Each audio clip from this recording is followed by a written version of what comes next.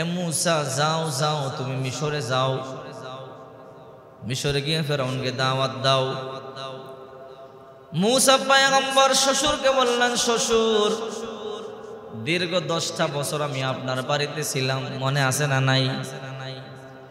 আমি আমার মাকে 10 বছর ধরে দেখি না, ভাই বোনকে 10 বছর ধরে দেখি না।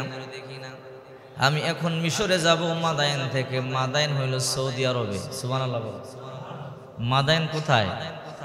সৌদি আরবে।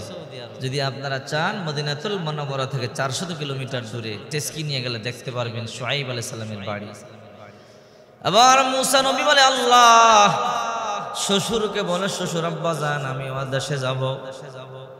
শ্বশুর বললেন, যাও যাও তোমার বকরি নিয়ে যাও, তোমার বিবি নিয়ে যাও। আল্লাহর নবী মুসা আলাইহিস সালাম বকরির পাল নিয়ে বিবির নিয়ে রওনা দিছে। মাকে বহু বছর ধরে দেখে না, 10টা বছর ধরে দেখে না, ভাইকে দেখে না, বোন কুলসুমকে দেখে না। যেতে যেতে লম্বা পথ পাড়ি দিয়ে যখন মুসা নবী মিশরে ঢুকে গেলেন, মিশরে ঢুকে যাওয়ার পরে মুসা আলাইহিস সালাম রাত হয়ে গেল, অন্ধকার হয়ে গেল, বৃষ্টি শুরু হয়েছে, তুফান শুরু হয়েছে। মরুভূমির মধ্যে কিন্তু দেখবেন দিনের বেলায় রাস্তা বোঝা যায় না সব সময়, ঠিক না? আর রাত্রে বেলা তো কিছুই দেখা যায় না, এমন অন্ধকার, আকাশে গর্জন, তুফান আর বৃষ্টি। আল্লাহর নবী মুসা কিছুই দেখে না, বিবিকে নিয়ে চুপ করে বসে আছে। হঠাৎ করে বিবির প্রসব বেদনা শুরু হয়ে গেল। এইদিকে এক পাল বকরি আর এইদিকে বিবি আর মুসা নবী। এইবার বিবি কয়ে, স্বামী আমার বুঝতে বাকি নেই, প্রসব বেদনা শুরু হয়েছে, আমার বাচ্চা হবে। এই মুহূর্তে আগুন হইলে ভালো হয়, যান যান। আগুন যেহেতু প্রচন্ড ঠান্ডার মৌসুম তখন ছিল। ও স্বামী আমার একটু আগুনের ব্যবস্থা করেন। আল্লাহর নবী মুসা বলে, বিবি তুমি টেনশন করবা না। ওয়াকালা লিআহলিহিম কুসু ইন্নী আনাস্তু নারা আতিকুম মিনহা বিকাবাসিন আও আজিদু আলান নারি হুদা। ও বিবি তুমি বসো, দূরে একটা আগুন দেখা যায়, আমি সেখান থেকে তোমার জন্য আগুন আনবো, নতুবা এমন একটা রাস্তা পাবো যে রাস্তা দিয়ে আমি সরে যাইতে পারবো। কারণ রাস্তাও হারায় ফেলাইছে, রাত্রের কারণে রাস্তাও চোখে দেখে না। বিবিরে বলল, তুমি নড়বা না, এই জায়গার মধ্যে বসে থাকবা, আগুন নিয়ে আসতেছ। আল্লাহর নবী আগুন আনবার জন্য রওনা করলো। ওই দূরে আগুন দেখা যায়, যতই দূরে যায় কিন্তু আগুন তো কাছে না, আগুনও দূরে যায়। অনেক লম্বা সময় হাঁটতে হাঁটতে পয়গম্বর মনে মনে চিন্তা করে, আগুন তো যতই দূরে যায় আগুনও দূরে যায়, আগুন তো আমি ধরতে পারি না। এবার তাকায় দেখে আগুনটা পাহাড়ের উপরে দেখা যায়, লম্বা পাহাড়, তুর পাহাড়। আল্লাহর নবী হাঁটি হাঁটি পা পা করে তুর পাহাড়ে উঠলো। ওইটা দেখে একেবারে তুর পাহাড়ের চূড়ার মধ্যে আমার একটা গাছ দেখা যায়। ওই গাছটাই আলো, গাছটাই লাইট, পুরা গাছের পাতাগুলো ঝল ঝল ঝল ঝল করে জ্বলতেছে। সুবহানাল্লাহ। আল্লাহর নবী ভয় পেয়ে গেছে, কেমন গাছ, তো গাছের মধ্যে আগুন জ্বলে, গাছ তো পড়ে না, কেমন গাছ। উনি ভয় পেয়ে গেছে, জীবনে তেমন দেখে নাই। ভয় পায়া একটু পিছনে আসতেছিল, এই আগুনটা পিছনে আইসা মুসা নবীর ব্যাট দিয়া কই, তুমি যাইবা না, দাঁড়াও। সুবহানাল্লাহ বলে। এবার মুসা পয়গম্বর বলে, কে তুমি? তুমি তো কথা বলো। বলে, তুমি ভয় পাইবা না। বলে, তুমি কে? তখন ডাক দিয়া বলে, ইন্নী আনা রব্বুকা, নিশ্চয় আমি তোমার প্রভু আল্লাহ। সুবহানাল্লাহ। এ মুসা ফাখলানা আলাইকা, তোমার পায়ের জুতা খুলো তোমার প্রভুর সামনে। ইন্নাকা বিল ওয়াদিল মুকদ্দাসি তুয়া, তুমি এখন পবিত্র তুর পাহাড়ে আছো, জুতা খুলে ফেলো। মুসা পয়গম্বর জুতা খুলে ফেললেন আর বললেন, আল্লাহ আমি তো আপনারে দেখতেছি না, আপনি কোথায়? বলে, চতুর্দিকে তাকাও। বলে, কে দেখো? বলে, আলো দেখি, নূর দেখি। বলে, এটাই তোমার রবের তাজাল্লি নূর, আমি তোমার চতুর্পার্শ্বেই আছি মুসা বিদ্যমান। সুবহানাল্লাহ। মুসা নবী অবাক হয়ে গেল। এবার আল্লাহ তাআলা বলে, ওমা তিলকা বিয়ামিনিকা, ইয়া মুসা তোমার ডান হাতে ওটা কি? মুসা পয়গম্বর বলে, ক্বালা হিয়া আসু, এটা হলো আমার লাঠি। এই লাঠি দিয়া কি কর? আতাওয়াক্কাউ আলাইহা, এর মধ্যে আমি বর দিয়া চলাফেরা করি। ওয়া হুশু বিহা আলা গনামি, বকরির জন্য গাছ থেকে পাতালতা পাড়ি। ওলিয়া ফিহা মাআরিব উখরা, অন্য কাজও করি।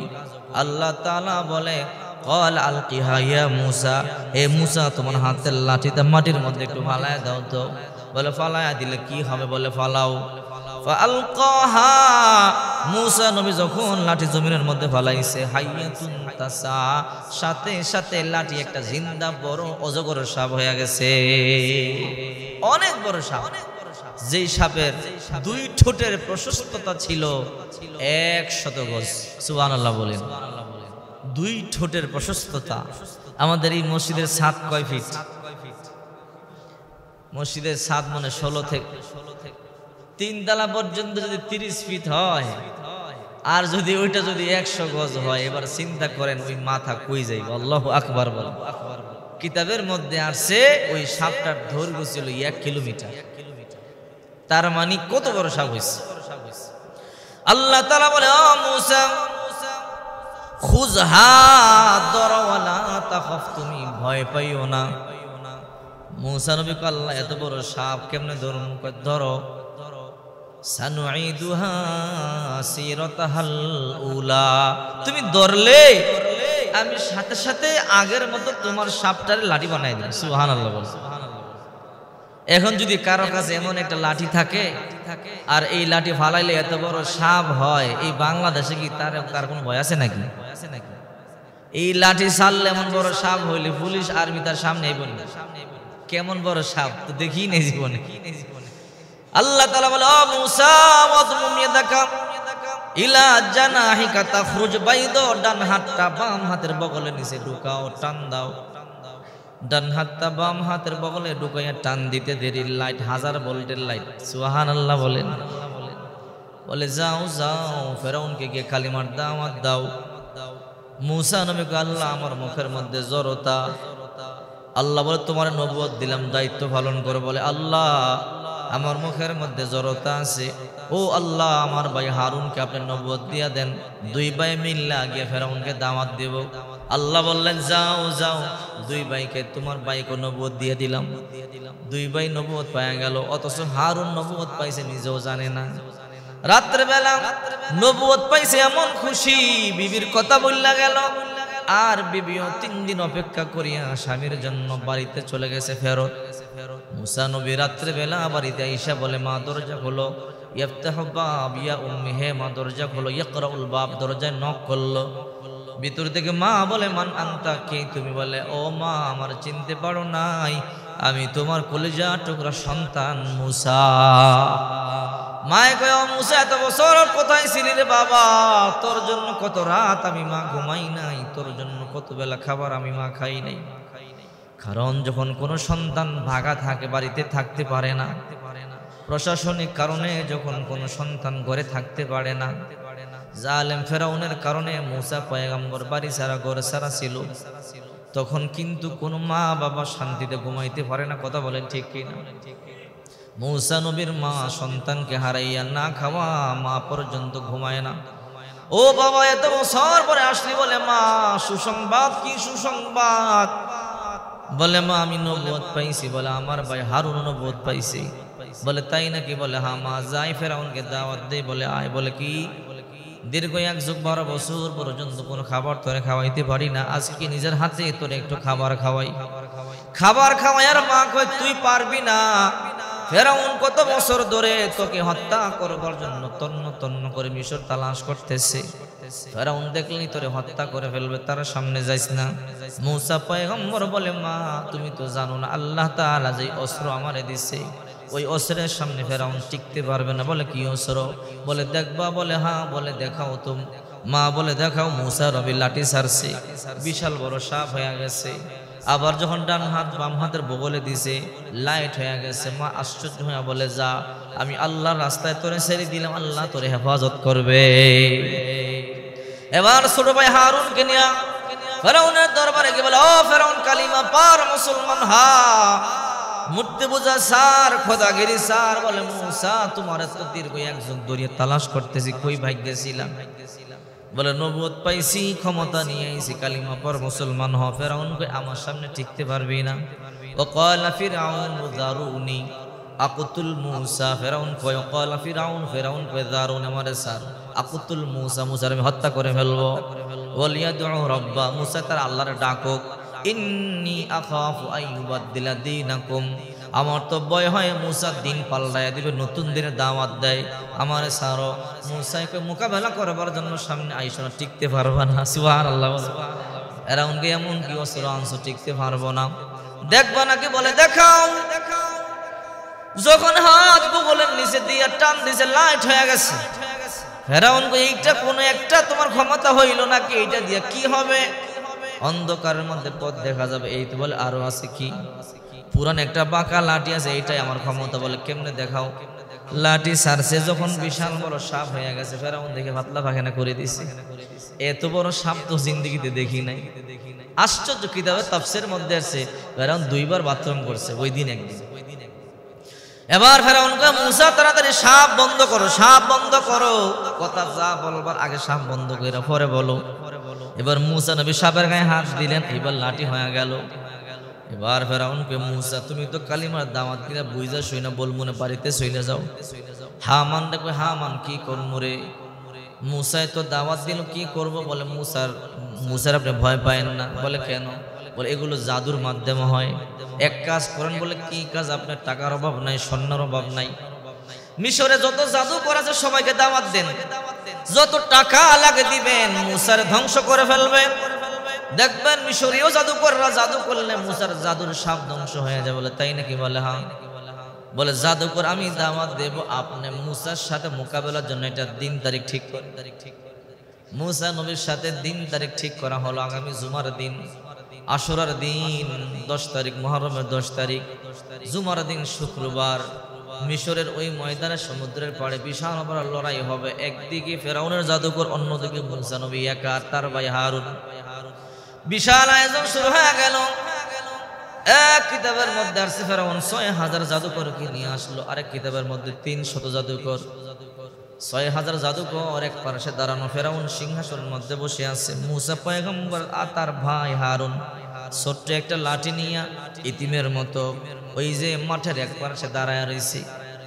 এবার ফেরাউন কয় ও মুসা, সাহস তো অনেক বেশি, আমি তো ভাবছিলাম মোকাবেলা করবার জন্য ময়দানে তুমি আসবাই না, 2 ভাই আইসো, 6000 জাদুকরের সামনে টিকতে পারবা না। মুসা পয়গম্বর বলেন আমাদের সাথে আমাদের রব আছে। সুবহানাল্লাহ। বলে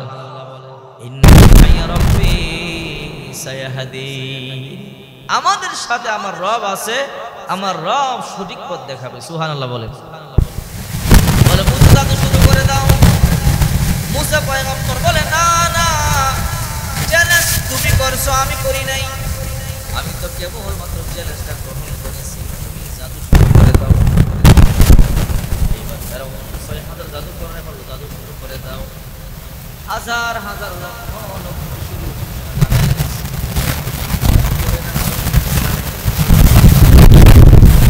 সুতার রশি জমিনে ঢিল মারতে দেরি হয়, বড় সাপ হইতে দেরি হয় না।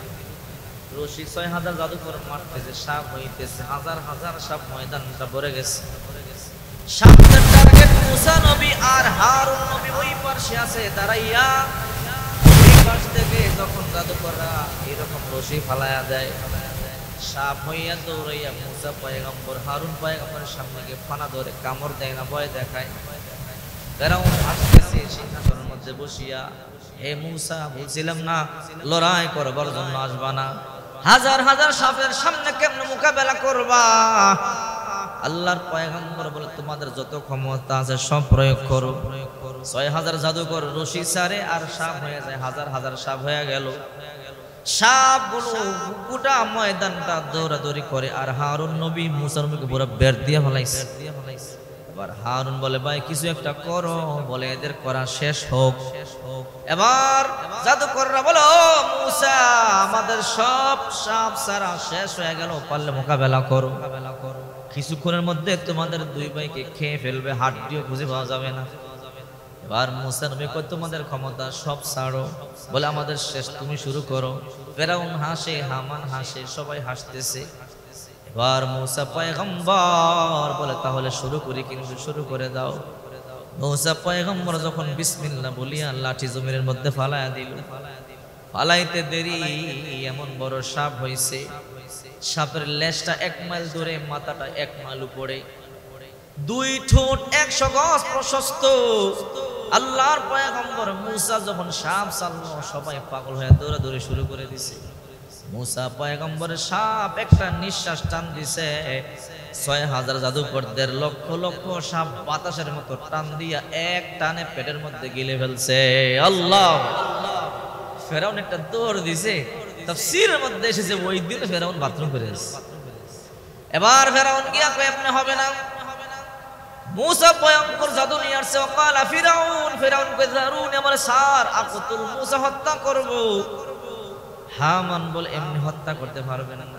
বলে কেন? মূসা বড় ভয়ঙ্কর মানুষ, সরাসরি মোকাবেলা করলে পারবেন না, রাত্রে আক্রমণ করবেন। দেখবেন যারা বিতু তারা মানুষের ঘুমের মধ্যে আক্রমণ করে। কথা বলেন ঠিক? কথা বলেন। দেখেন না ইসরায়েল ইরানে আক্রমণ করছে, না জানাইয়া গোপনে হঠাৎ করে আক্রমণ করে দিছে। বিতু যারা তারা কিন্তু গোপনে আঘাত করে। কথা বলেন ঠিক কি না? আর বীর পুরুষ যারা তারা প্রকাশ্যে মোকাবেলা করে। এবার সিদ্ধান্ত হয়ে গেল এমনি পারবো না, রাত্রেবেলা মূসাকে তার ঘরবাড়ি সব জ্বালায়া দিব, মেরে ফেলবো। চূড়ান্ত সিদ্ধান্ত হয়ে গেল, সৈন্যবাহিনী রেডি করতেছে। আল্লাহ পাক রব্বুল আলামিন বলল, হে জিবরাইল যাও আমার বন্ধু মূসার গিয়া বলো রেডি হইতে, আর থাকা যাবে না, মিশরে হিজরত করিয়া সিরিয়া চলে যাইতে বলো। এবার জিবরাইল চলে এলো। জিবরাইল আসার পরে কানে কানে বলে, নবী মূসা আপনার 6000 সঙ্গী সাথীদেরকে নিয়ে আপনি মিশর ছাড়িয়ে হিজরত করে সিরিয়া চলে যান, কিন্তু একটা কাজ আপনাদের করতে হবে। বলে কি কাজ? বলে আজকে রাত্রে করবেন বকরি, খাসি জবাই করবেন। খাসি জবাই করবার পরে আর রুটি বানাবেন, খাসি আর রুটি গুটির খাসির গোশত দিয়ে সবাইরে খাওয়াবেন। হে মূসা, আর আপনাদের যত মুসলমানদের ঘর আছে, মুসলমানদের ঘরের সামনে খাসির রক্ত আর লেজ রাখিয়া দিবেন। মূসা নবী কয়ে, ভাই জিবরাইল এটা আবার কেন? আমাদের ঘরের সামনে খাসির রক্ত আর লেজ রাখবো কেন? বলে রাত্রে বেলা আমি আসব, আসার পরে যখন আপনি চলে যাবেন আপনার দল বল নিয়ে, আমি এসে তালাশ করে দেখবো যে এই ঘরের সামনে রক্ত পাবো আর খাসির লেজ পাবো, বুঝবো এই ঘরটা মুসলমানদের ঘর, এই ঘরে ঢুকবো না।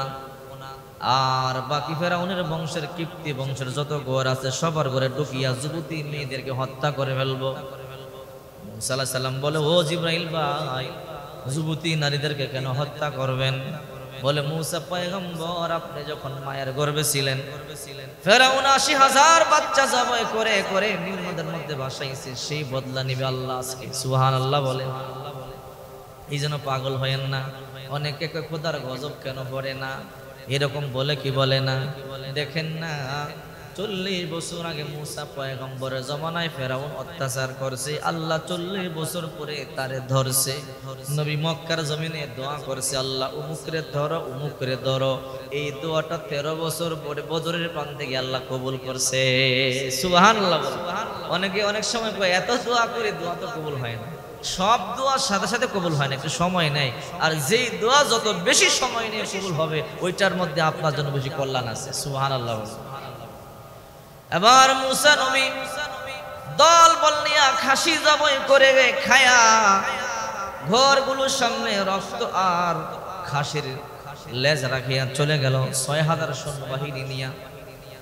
ফেরাউন সকালবেলা রাত্রেবেলা জিবরাইল আসলো। জিবরাইল আইসা যে ঘরের সামনে রক্ত দেখে বুকের লেজ দেখে ওই ঘরে ঢুকে না, বাকি ঘরগুলোতে ডুইকা কিপ্তি বংশীয় যত মেয়েরা আছে যুবতী সবাইকে হত্যা করে ফেললো। ও মূসা, আমি হত্যা করবার পরে দিনের বেলা ফেরাউন লাশগুলোকে দাফন করবার কাজে ব্যস্ত থাকবে, আর আপনি এই ফাঁকে আপনার সৈন্যদেরকে নিয়ে চলে যাবেন। ঠিক মূসা পয়গম্বর রওনা করলেন। এইদিকে ফেরাউন সকালবেলা দেখে প্রত্যেকটা ঘরের সামনে একটা যুবতী মেয়ের লাশ, মাথা গরম হয়ে গেল। এই কাম কে করলো? মূসা স্যার এই কাজ কেউ করতে পারে না। আগে মেয়েদের লাশ দাফন করো, এরপরে মূসারে আমরা ধরবো, মূসারে আমরা হত্যা করে ফেলবো। এইদিকে মূসা আলাইহিস সালাম রওনা করলেন, মিশর সারিয়া সিরিয়ায় চলে যাবে। আল্লাহ পাকের কি কুদরত! মূসা নবী সারা রাত হাঁটে, সকালবেলা দেখে যেখানে সেখানে। বুঝতে পারলাম না সারা রাত ময়দানটা হাঁটলাম, কিন্তু সকালবেলা দেখি যে সেই আগের জায়গায় ঘটনা বুঝলাম না। ওইদিকে ফেরাউন না হাজার হাজার মেয়েদেরকে দাফন করতে করতে 3 দিন সময় লেগে গেল। আর এইদিকে মূসা পয়গম্বর সারা রাত পায়ে চলে, সকালে দেখে যেই জায়গা সেই জায়গায়। 3 দিন এমন হলো, সকালবেলা ফজরের পরে সমস্ত সাহাবীদেরকে নিয়ে বল, আশ্চর্য, বুঝতে পারলাম না, আমি তো আল্লাহর আদেশেই ঘর থেকে বের হলাম, আল্লাহর হুকুমেই বের হলাম, কিন্তু সারা রাত চলবার পরও রাস্তা ফুরাই না। কারণটাকে সকালবেলা দেখি যে সেই আগের জায়গায়। আমার কোন জায়গায় ভুল আমি বুঝতে পারতেছি না, ঘটনাটা কি? হঠাৎ করে একটা বুড়া মহিলা দাঁড়াইয়ে বলে, মূসা পয়গম্বর আমি বলতে পারবো কারণটা কি। বলে, কি কারণ ও মূসা? যতক্ষণ পর্যন্ত একটা কাজ আপনি না করবেন, কিয়ামত পর্যন্ত পথ চলবেন, সকালবেলা দেখবেন আগের জায়গাতে আপনি এক কদমও নড়তে পারবেন না। সুবহান। ওই মহিলার নাম মরিয়াম বিনতে নামুসা। ওই মহিলার রানিং বয়স চলতেছে 700 বছর। সুবহানাল্লাহ বলে। ওই মহিলা বলে, মূসা আমি জানি কারণটা কি। কয়, কি কারণটা বলেন? বলে, যতক্ষণ পর্যন্ত এই মিশরের জমিন থেকে আল্লাহর নবী ইউসুফের লাশ না নিয়ে যাবেন, ততক্ষণ পর্যন্ত কিয়ামত হয়ে গেল, মিশর থেকে আপনি বের হতে পারবেন না। বলে, আমার আগের নবী 500 বছর আগে এদের দুনিয়ার ইন্তেকাল হয়েছে, ওনার লাশ কোথায় আছে আমি কেমনে বলবো? আর লাশটা নিয়েই বা যাওয়ান লাগবে কেন? কারণটা বুঝলাম না। মরিয়াম বিনতে নামুসা বলে, আল্লাহর নবী, এই ইউসুফ নবীর 5ম পুরুষ আপনি, আপনার 5 জন আগের নবী দাদা নবী ইউসুফ নবী। সুবহানাল্লাহ বলে। ইউসুফ নবীর বাবা ইয়াকুব নবী, ইয়াকুব নবীর বাবা ইসহাক নবী, ইসহাক নবীর বাবা ইব্রাহিম নবী। আমি একদিন ইউসুফ পয়গম্বরের মজলিসের মধ্যে ছিলাম। ইউসুফ পয়গম্বর কিন্তু মিশরীয় না। হে মূসা, আপনি জানেন কি আমরা কিন্তু এই মিশরীয় না জন্মগতভাবে, আমরা বংশগতভাবে কিন্তু আমরা সিরিয়ার অধিবাসী। আমাদের দাদা নবী কিন্তু ইয়াকুব নবী, আর ইয়াকুব নবী কিন্তু বসবাস করতেন সিরিয়ার কেনান শহরে। কথা বলেন ঠিক কিনা? সিরিয়ার কেনান শহরে ইয়াকুব নবী বসবাস করতেন। ইয়াকুব নবীর যখন 12 জন সন্তান ছিল, এর মধ্যে একজন সন্তান ছিল ইউসুফ নবী। ইউসুফ নবী একদিন তার পিতারে বলে, ইয়া আবাতি ইন্নী রাআইতু 11 কাওকাবা ওয়াশ শামসা ওয়াল কমারা রাআইতুহুম লিসাজিদিন। ইয়াকুব নবীর ছোট্ট সন্তান ইউসুফ বলে, বাবা স্বপ্নে দেখলাম চাঁদ সূর্য আমাকে সাজদা করেছে। বাবার বুঝতে বাকি নেই সন্তানটা নবী হবে। তখন বলল, এই স্বপ্নের কথা তোমার ভাইদেরকে বলবা না, কারণ তোমার সৎ ভাইয়েরা তোমার কষ্ট দিবে, মেরে ফেলবার চক্রান্ত করবে। ছোট বালক খেলার চলে ভাইদেরকে বলে দিল। ভাইয়েরা কয়, অসাধারণ কথা, এই স্বপ্ন দেখছো? বলে, হ্যাঁ। বলে, এই জন্যই তো বাবাই তোরে বেশি আদর করে, তোরে আমরা হত্যা করে ফেলবো। 10 ভাই রাত্রেবেলা বাবার কাছে গিয়া বলে, বাবা ইউসুফের এত আদর করেন, এত যত্ন করেন, আপনার কাছে রাখেন, বেশি আদর করিয়া করিয়া নাদুস নুদুস বানাইতেছেন, রাস্তাঘাট পর্যন্ত চিনে না। আমরা বকরি বেড়া দুম্বা রাখি, আমাদের সাথে দেন, রাস্তাঘাট চিনবে, আস্তে আস্তে বড় হবে। এবার ইয়াকুব পয়গম্বর বলেন, না না তোমাদের সাথে দিব না। বলে, কেন? বলে, ইউসুফ রে আমি দিব না, ছোট্ট মানুষ। বলে, বাবা আমরা তারা দেখাশোনা করব। যতই বাবা বোঝায় 10 সন্তান বারবার বলে দেন। ইয়াকুব নবী বললেন, যাও যাও তাহলে নাও, দেখ সাবধান, দেখ তোমরা কিন্তু দেখাশোনা করবা। 10 ভাই।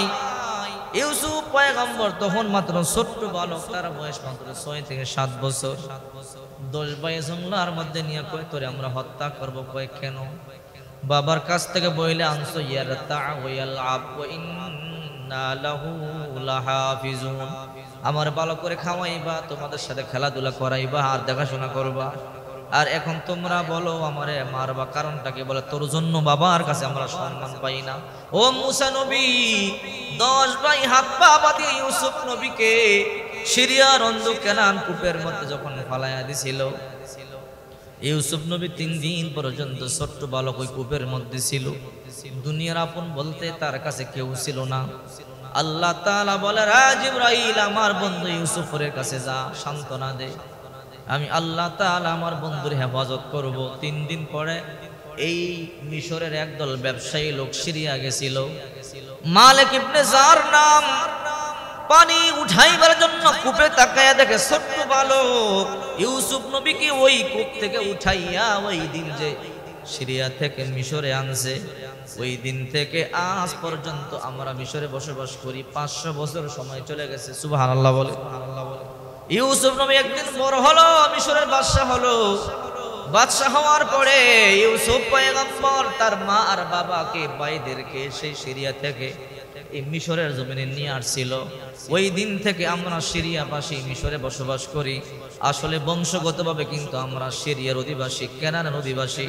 ও মূসা নবী, আজ থেকে 500 বছর আগে ইউসুফ পয়গম্বরের সেই মজলিসটার মধ্যে আমি ছিলাম, তখন আমি যুবতী ছিলাম। ইউসুফ পয়গম্বর বলতেছিল, হে মিশরীয়রা শোনো, আমরা কিন্তু আসলে কিন্তু মিশরীয় না, সিরিয়ার অধিবাসী। এমন এক আমার কারণে তোমরা এই মিশরে বসবাস করতেছো, বংশ হয়ে গেল, এখন বড়। এমন একটা সময় আসতে পারে যখন তোমরা আবার আমাদের স্বদেশে চলে যাইবা, হিজরত করে মিশর সারিয়া সবাই চলে যাইবা। ওই দিন যাওয়ার সময় আমার লাশটা কিন্তু তোমরা নিয়ে যাইবা। আমার একা একা এই মিশরের মধ্যে তোমরা রাইখা যাইও না। যে দেশে আমার 14 গোষ্ঠী সিরিয়া ঘুমায়, সেই দেশে আমরা নিয়ে যাইবা। ও আল্লাহ নবী মূসা, আপনার দাদা নবী, 5ম পুরুষ আগের নবী ইউসুফ নবী, ওই কথা যদি আপনি না মানেন, ওই লাশ যদি আপনি না নিয়ে যান, আল্লাহর কসম করে বলি কিয়ামত পর্যন্ত আপনি এই মিশর ত্যাগ করে সিরিয়া যাইতে পারবেন না। আল্লাহু আকবার। মূসা নবী কই 500 বছর আগে দাফন হয়েছে, লাশ কই কেমনে জানি, কোথায় পাবো? কবর চিনি না, তার লাশ কোথায় তাও তো জানি না। বলে আমি লাশটা কোথায় দাফন করছে খবরটা চিনি। সুবহানাল্লাহ বলে।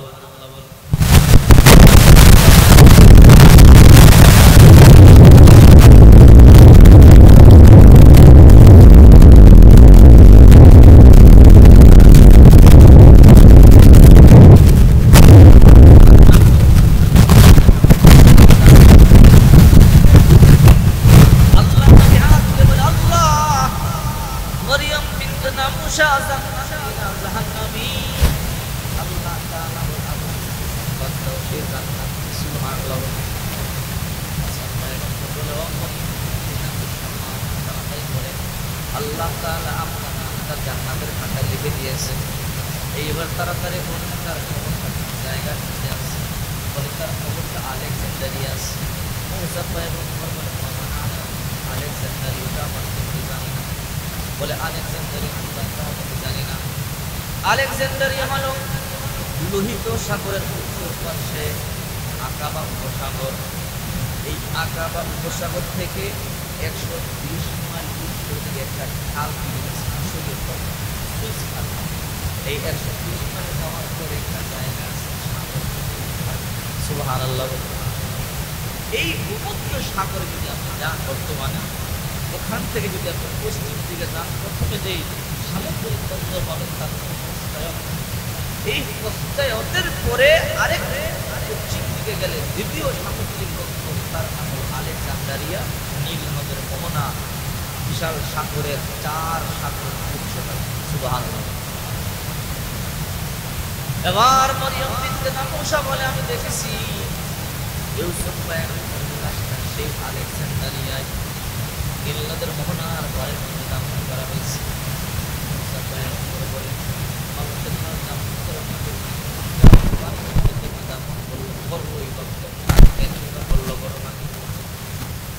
মূসা শোনেন, তাহলে শোনেন, ইউসুফ নবী আপনার দাদা নবী, বড় দামি নবী। ইউসুফ নবীকে জনগণ বড় ভালোবাসত, বড় মহাব্বত করত। ইউসুফ নবী যখন সমুদ্রের এই পারে লোকেরা বলে আমাদের জমিতে তাকে দাফন করো, সমুদ্রের ওই পারে লোকেরা বলে না না আমাদের জমিতে তাকে দাফন করা হবে। বরকতের জন্য তারাও চায় লাশটা, তারাও চায় লাশটা। দুইজনের মধ্যে লড়াই লেগে গেল, লেগে গেল, ঘুমে ঘুমায়া গেল। ঘুমের মধ্যে স্বপ্ন ইউসুফ নবী বলে, উম্মতেরা রে, আমার লাশটা নিয়ে তোরা ঝগড়া করিস না। আমার লাশটা এবারও দাফন করিস না, আমার লাশটা এবারও দাফন করিস না। সমুদ্রের মধ্যখানে আমার লাশটা দাফন করে দেয়। সমুদ্রের মধ্যখানে লাশটা দাফন করলে বরকত তারাও হবে, তারাও হবে। সুবহানাল্লাহ বলে। তারা বলে সমুদ্রের মধ্যখানে লাশটা কেমন দাফন করবো? বলে তোমরা একটা বক্স বানাও, বুলেট প্রুফ বক্স। আর আল্লাহ তাআলা ওয়াদা দিয়েছেন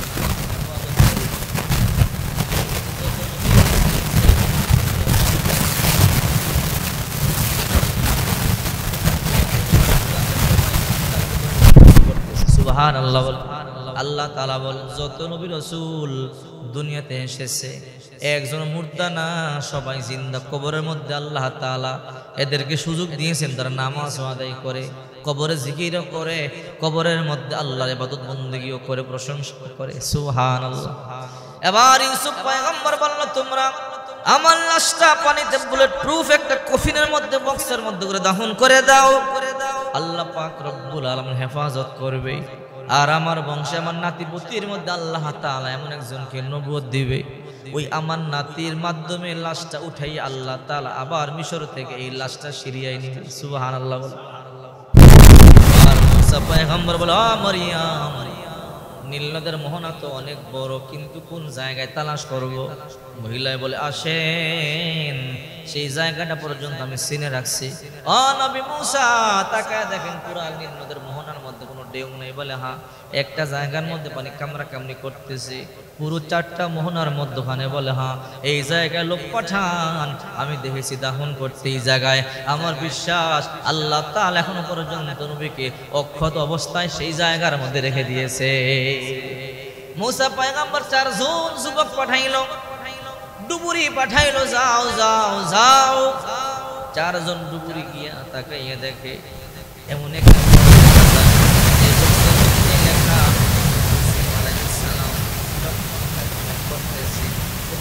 ধরে নাই, ময়লা পরে নাই, মনে হয় বন্ধা এখন মাত্র বানানো পাইলাম। এর মধ্যে লেখা হযরত ইউসুফ আলাইহিস সালাম। বলে আর দেরি করবা না, ওই বক্সটা আমার সামনে নিয়ে আসো। বক্সটা মুসা পয়গম্বরের সামনে আসো।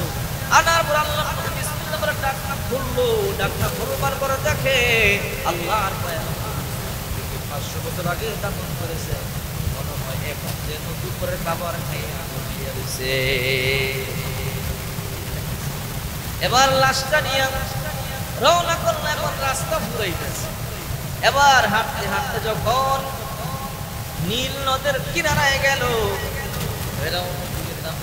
শেষ করিয়া তার নদের কিনারা রওনা করলো। মুসা পয়গম্বরকে পাকড়াও করবার জন্য মুসা আলাইহিস সালাম যখন সমুদ্রের পাড়ে গেল, ফেরাউনকে দেখা যায় সামনে নদী, পিছনে ফেরাউন যাবে কোথায়?